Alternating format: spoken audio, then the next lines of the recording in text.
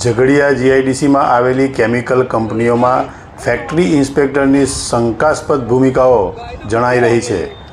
Nitrex કંપનીને closure notice ફટકારી સંગ્રહ કરાયેલા કેમિકલ જથ્થાની તપાસ હાથ ધરવામાં આવશે.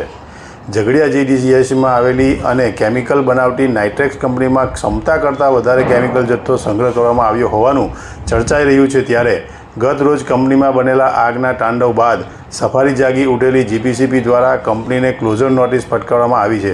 તો સાથે સાથે કંપનીમાં સંગ્રહ કરાયેલા કેમિકલ જથ્થાની પણ તપાસ કરવાની કામગીરી હાથ ધરવામાં આવી છે. જીઆઈડીસીમાં બનતી આગ, બ્લાસ્ટ જેવી તમામ ઘટનાઓમાં ફેક્ટરી ઇન્સ્પેક્ટરોની કામગીરી અને તેમની ભૂમિકા સામે સવાલ ઉઠી રહ્યા છે.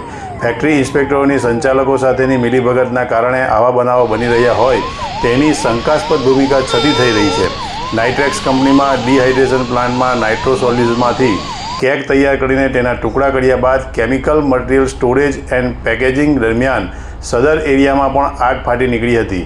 નાના પાયે શરૂ થયેલી આગે જોતજોતામાં જ ઇથેનોલ સ્ટોરેજ ટેન્કમાં પણ પગ જમાવતા કંપનીઓમાં ભીષણ સ્વરૂપે ફાટી નીકળેલી આગે નજીકના 2 કિલોમીટર સુધી દહેશત ફેલાવી હતી. કેમિકલ ભરેલા કારબાઓમાં એક પછી એક ધડાકા થતાં લોકોના જીવ પડીકે બંધાયા હતા. ઝઘડિયા જીઆઈડીસીના 14 જેટલા અગ્નિશામક દળોએ એક સાથે 4 કલાક સુધી જહેમત ઉઠાવ્યા બાદ જેમ તેમ આગ ઉપર કાબૂ મેળવ્યો હતો.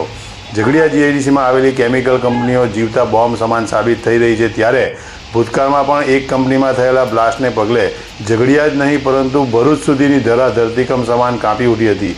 છાસવારે કંપનીઓમાં આગ, બ્લાસ્ટ, ગેસ લીકેજ તથા કેમિકલના છમકલા થતા જ રહે છે. આ તમામ બાબતની તકેદારી રાખવાની અને આવા છમકલા થતાં અટકાવવા માટે ફેક્ટરી ઇન્સ્પેક્ટરોની ભૂમિકા જવાબદાર હોય છે. પરંતુ છાસવારે બનતી આવી ઘટનાઓમાં ફેક્ટરી ઇન્સ્પેક્ટરોની શંકાસ્પદ ભૂમિકા છતી રહી હોય તેવું સ્પષ્ટ જણાઈ રહ્યું છે.